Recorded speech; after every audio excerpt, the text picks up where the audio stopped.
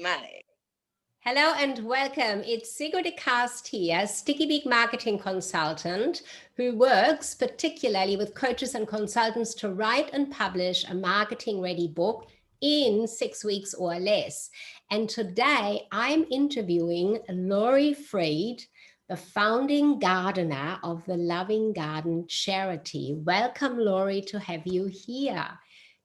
Thank you. Thank you for having me. I'm very grateful. Fantastic. Now, Laurie has got a very interesting story. And as I've already mentioned, a charity that we really would like to hear more about. And of course, also how that all came about, who you are a little bit. So let me start with a question, Laurie. First of all, you are in a beautiful place right now, in a space you've created to get away from all that hustle and bustle. And from that place there, you are ready to launch the charity soon. What got you on the path to having that charity? What's the background to it?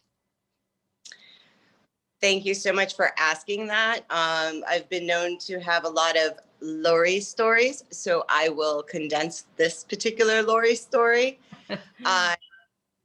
The charity was created called the Loving Garden. That was, it came about in 2011 when I was pregnant with my son. And I found out he had a condition that was not compatible with life and that he would not survive long-term, if at all, to term. And that was at about 5 months pregnancy. And I had a very big decision to make. And what I did is I chose to carry my son until he was chosen. And there was no other option. And through that everyday heartbreak, every day, when I just had to believe there was a greater purpose than this soul crushing pain of impending loss. And through that, the Loving Garden came to me one night and I said, love will get me through this. The love for him, the unconditional love. I have to create a purpose greater than this pain. And through my pregnancy and documenting everything, and wrote probably 300 pages through that journey of the journal with my son, whose name is Elijah, the Loving Garden was created. And I actually filed a DBA in that name about 2 months before he was born and passed. And it happened, I looked back in my documents, and it was actually filed on the day of my daughter's birthday. And so the Loving Garden was formed. And when he passed on November 20th, 2011, he was born November 21st, the next day, 8 hours later. I launched that to let people know that there will be a garden and serve this purpose, because if I didn't believe in there was something more, then I had no belief that this experience would have ever happened just for as what it was. So that is how the Loving Garden was created, and it sat for 9 years. Wow. Until 2020. Wow. And 2020 came, and my mother, when I got the call that she got COVID, and I raced to her in Chicago from California, when my mother ultimately succumbed after a very horrific few weeks that I wish on nobody. And I lost my mother. And in between that, I've lost multiple people. And I also am an end of life coach, and I am hospice. So it is that knowing and that closeness with source that has kept me moving forward. And then in 2020, sitting in my mother's home, waiting, I heard, you're creating the Loving Garden now. And it's been fast forward ever since. And it got approved by the state in July of 2020, and created the right team and the right gardeners to come aboard this very sensitive, because this charity is not only in honor of our loved ones, which we can explain. I'll share that with you, but it's not doing it only in honor of my son and then my mother and a dozen in between that. It is honoring all our loved ones in the name of love, to know that love is the greatest healer and can transcend grief if we give it a chance. So and that is, yeah, sorry. So it's really for all of us to experience a loss and the grieving which goes naturally with it, even when people might think, oh no, it's fine, I'm over it, or I can get over it. That grief is there, and to have something as beautiful as a garden, to see new growth come up. And I love gardening. I absolutely love gardening. And to me, walking in between my work sessions here and meetings out into my garden regenerates me, gives me that feel for purpose, as you say. And I love nature because it does regenerate itself. Plants come to the end of their cycle, but then new ones come and other ones come. So I guess in your garden of love, that's just how makes me choke up. It's just very special what you have there. So this drive, obviously from behind, saying it's time now. And I mean, we are in a time of where many things are happening, particularly too. We are so globally connected that we know a lot more about what goes on and about a lot more people who suffer. So this is probably absolutely the right time to move this charity. So you have got gardeners, as you call them, which is lovely. I love that term, Laurie. So it's been sitting, the charity's been sitting there, it is approved. What's your charity going to do? What are you going to do? Thank you again for asking that question.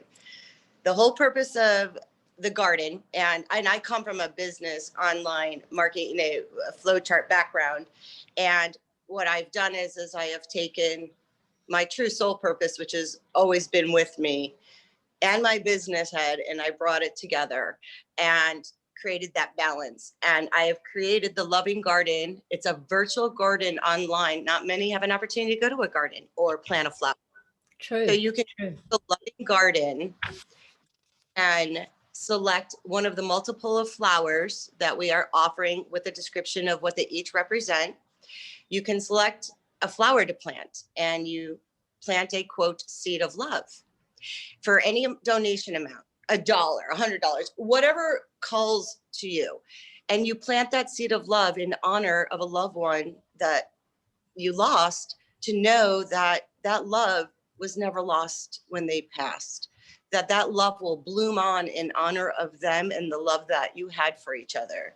And that flower will grow and it will bloom, and others will be able to come to the garden as recipients of a flower of love and request assistance, be it childcare, funeral expenses, child loss support, medical expenses, funeral arrangements, homeless, childcare, food, like pretty much every journey I have in storyline that I have got on my knees and somehow rose from, and more than ever now. And then when recipients come to request a flower of love to help them, they too know they're worthy of love, that people sometimes forget that's what we all come from, really, till the world tells us. So it's truly a full circle and cycle of love. You plant a seed of love, a flower in honor of a loved one, to know that that love is limitless and blooms on. The flower blooms in love. A recipient comes to select a flower of a particular category, the person who donated the seed of love that they planted in honor, and come to a category and say, I could really use some love and support. And that donation will go into those categories and the recipients will receive. And it could be a one-time, you can come back and plant in honor of your loved one on the anniversary, on a birthday. But more than anything, this is a collective healing. This isn't only about knowing love blooms on, but that it's a healing unto itself for the ones that come in as gardeners to plant the seeds of love, it's a healing for them too on that loss. And to know that they're anchoring what they may have forgotten, what that relationship was all about. The greater the love, the deeper the grief. So the Loving Garden also is a resource site. The charity also offers a resource site to help others with a collective support group of any type of grief, whether it's child loss, elderly loss, people move into addictions in their grief. There's addictional resources. There's a community forum. There's a chat board. Go in, support each other, help each other. You know, you're not walking this path alone. And for all those tears, they're going to water that garden and bloom this love, especially during the era of COVID, where so many are alone to begin with. That is why I believe it came in and said, now is the time, not 10 years, because I myself had to truly know I was on the other side of the grief enough, not to say the grief waves don't hit me, but I allow them to flow through now. But I had to be in that space of my own self-love to anchor that in order to help create the garden for others. So it's been a long journey, Sigrid, for myself. Look, it sounds like that, and particularly with where it started with your own loss of your son at such a time in his life, virtually, too, not to have been able to bloom where we all are. And I know, particularly, I have not experienced that great loss of a child, but I know of a lot of people that is sometimes so devastating to a person that they cannot move forward at all in life. So I absolutely think a garden with seeds of love and flowers, and you're describing the tears as watering the garden, that is just absolutely universally applicable for people anywhere who have had a loss, whether that is the child or whether that is any other loved one. We have all memories, and trying to keep these people that we've loved. Yes, I feel with that. We want to keep them alive, and yet we know that we must also move forward, don't we, with our own lives. So you've done a spectacular move to create this, to look at even wanting to create that out of the ashes, as you said, I think earlier. That is just fantastic. And I also think the support parts that you are talking about, that'll be components of this that people can take. Again, it is open to a global community of people. This is not something that only has to happen in one spot or in one country. This is really a global movement that you have, that you're on the verge here of spreading the message about. So as you've referred to COVID a few times, that is a time where many have also had that grief around their elderly, lost them for, in a way, senseless, meaning for so many. So I think I'm looking forward to seeing material around this and being able to share that with others, to get involved for what you are creating here. So to be clear, you have all of those plans and steps in place, and you're coming about with actually launching the online part, so people can from anywhere in the world come and either be somebody who wants that flower, wants to plant the seed, or wants to support those that are in those moments of loss. When is that happening, Laurie, if you want to share that? We don't have the third after the third time we launch, with everything going on though in the United States, politics and elections, and it's just it's love waits no more. So now the next goal, may all go smoothly in these final multi details and final everything. The Loving Garden now launches on Valentine's Day. Oh, fantastic. Fantastic. So the opportunity, of course, is to spread the word about it far and wide, and to get the concrete, the links to be able to do Yes. something and take actions as coming. But you certainly want to share with people. This is so amazing that you have pulled that power out of yourself. Do you think many people have that power in themselves from your own experience, or are people more not so strong to pull it out? Everybody has the strength within them. The true strength is the courage to face the truth. Mm-hmm. Mm-hmm. I myself had to be accountable and gave myself grace and mercy to get to the place where I could create this garden, which, by the way, has been built in 90 days. That would normally take over a year to build what we have built. Wow. And then yes. And then on top of it, I will completely admit I'm all about truth, transparency, and love. I can't tell you, Sigrid, how many times building this in the last 90 days I have cried. I have broken down because I'm revisiting memories. I am putting my blog and my entries up from the journal with my son. I am putting the photos up where I plant the seeds because the person we're planting in honor of, we could put their photo up to see my mom and my son. It's my father's birthday today. He passed in 2012. I had to have the courage to face these truths for the greater good of what we all are, that we're born of, which is love. Else is when the world touches us. So it's not about finding it, it's about returning to it. And if anybody plants that seed, even if it's in self-love, I'm going to anchor that. I'm going to plant that seed of love and I'm going to bloom it. I'm going to anchor that for myself. Come to the garden, plant it for yourself. I myself had to take the journey first before I could share this and know that I could plant those seeds too. It's not me just creating this. This is me being one with everybody that come to the garden because I have walked the path and I still am. Grief never goes away. It's in its flows and ebbs and flows, and we just have to roll with those currents. However, love is stronger than the grief if we allow it to be and give that grief purpose that brings about a joy and a peace and a healing.